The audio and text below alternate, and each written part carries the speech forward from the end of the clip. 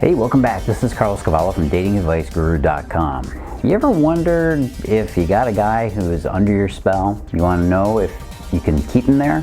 One of the best ways to do that, of course, is to know how to turn him on. And since I'm a guy, I can probably tell you better than any woman out there what it really takes to turn a guy on. So that's what we're going to talk about. How to turn them on, 7 tips. Hey, before we get cracking on this topic, let's take care of the big 3. Make sure you like and subscribe to the videos. You want to make sure you get them, of course, every week, right? Make sure you turn on notifications so you know when the new ones come out. You got to know that. And of course, leave me your questions in the comment section below. I really do read them and I get my topics for the next videos from them. Now, of course, when a woman asks me how do I turn him on, what she really wants to know is how to grab his attention and make sure that he wants her like nothing else and no one else.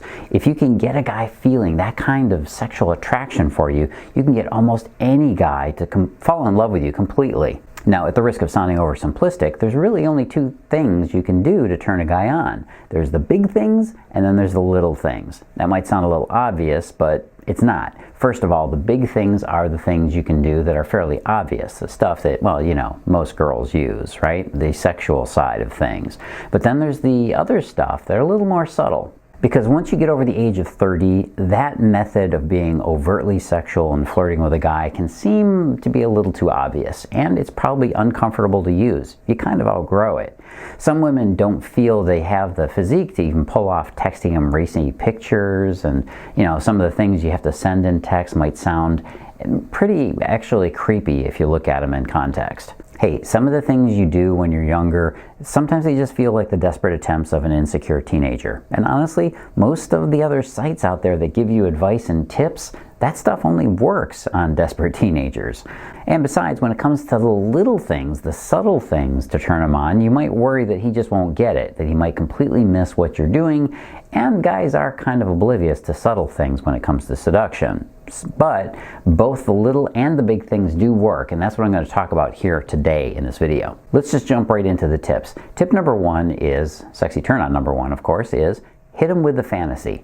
It's been said that men think about sex about 8,000 times per day. There was even this scientific study that they published that supposedly showed this.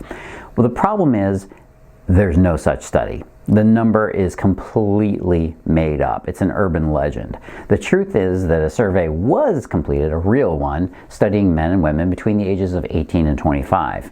Yeah, I know, it's always done on college students. Those are the ones, I guess, that need the beer money the most, so they do these little surveys. Anyways, take this with a grain of salt, since we know how college kids think. The results of this study are the median number of sexual thoughts that men had during the course of a day was 18.6.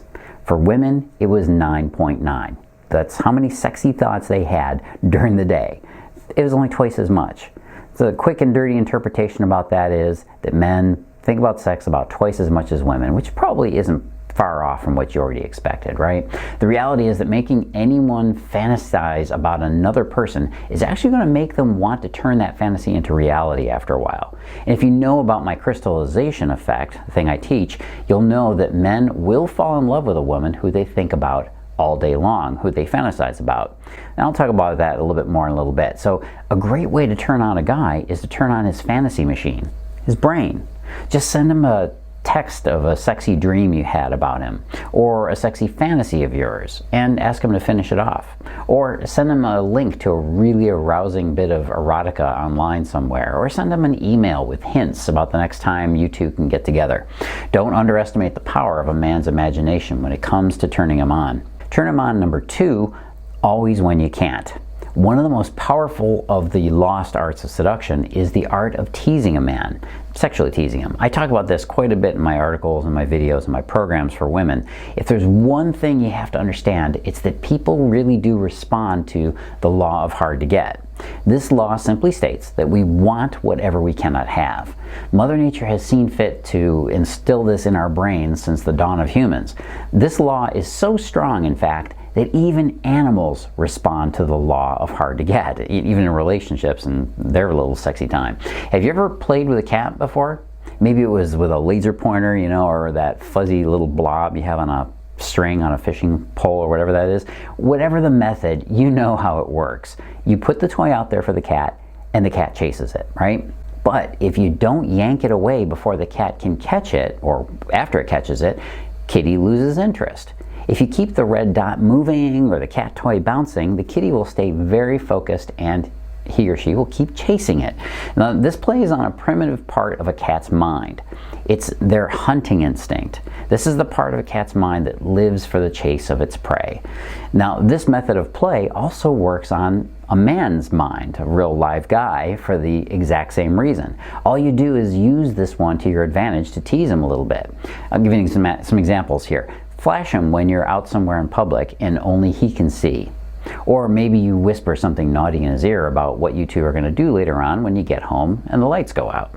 Or if you grab his, you just grab his butt when he can't do anything about it. It's when a guy is given the opportunity that he cannot use or do right at that moment, that he can't pounce on, that he becomes very excited and attentive. It's this frustration of, I can, but I can't, I can't, I can't, waiting for that opportunity when he can. Turn that guy on. Number 3, treat him like meat.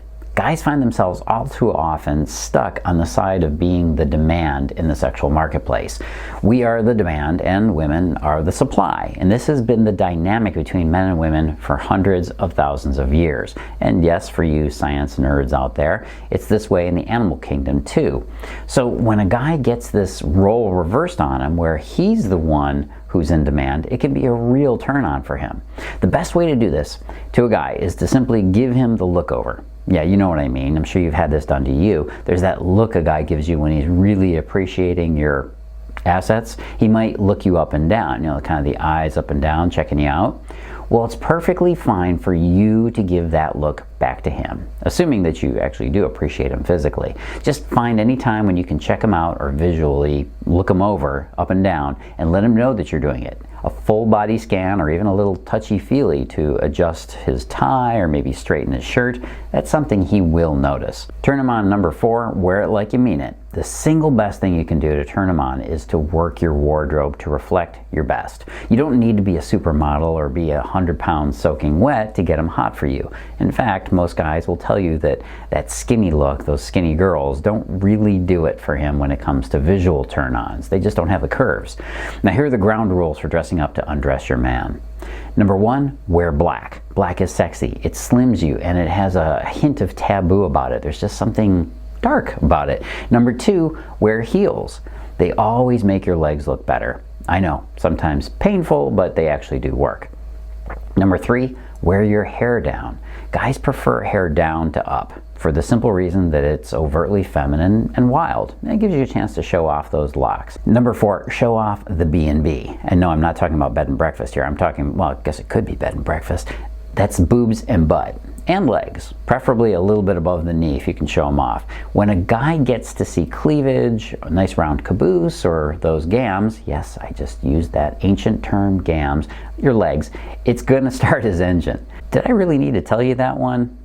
Ultimately, make sure that you wear what makes you feel sexy first. It's your attitude that will carry the day when it comes to turning them on the most. If you're wearing something that you feel insecure in, it's not going to go over so well, so don't do that. Turn them on without touching. Number 5 tip is the nose. Perfumes are a very advanced tool for you, but only if you understand how men respond to fragrances. This is an area that most women make a very big mistake. As a man, I can tell you that the biggest mistake a lot of women make with perfume is they wear way too much of it. Now, I'll confess that I have a very good sense of smell. I'm just very keen, so I might have a little bit of a sensitivity here. But the fact remains that at least half the women I've dated or been out with, that wear perfume, they've overdone it. They just wear too much.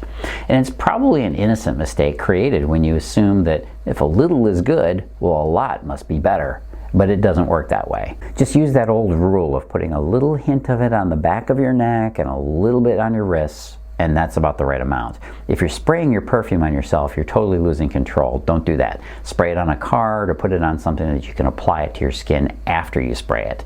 You can't control that whole spraying thing.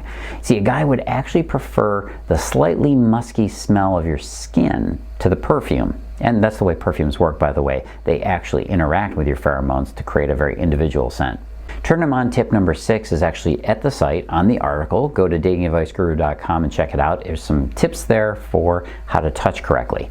So turn them on without touching number 7 is another one of those subtle ways you can turn them on. And then there was the word. This last turn-on tool is super effective for getting a man drawn to you with irresistible desire. It's the use of words to get him fascinated and obsessed with you. And it happens to be one of the weapons that you're much better at than he will ever be. So you got to use it. Most guys never developed a vocabulary of emotion when they were younger. It's not something that boys are brought up to really have. They don't talk about their feelings. Remember that the goal is to turn a guy on, right? It's to be sexy, not sexual with him. There's a big difference. Sexy is power that you possess, and it makes you desirable without you even trying. If you're trying, well, then you're failing when it comes to turning him on without sexual wiles.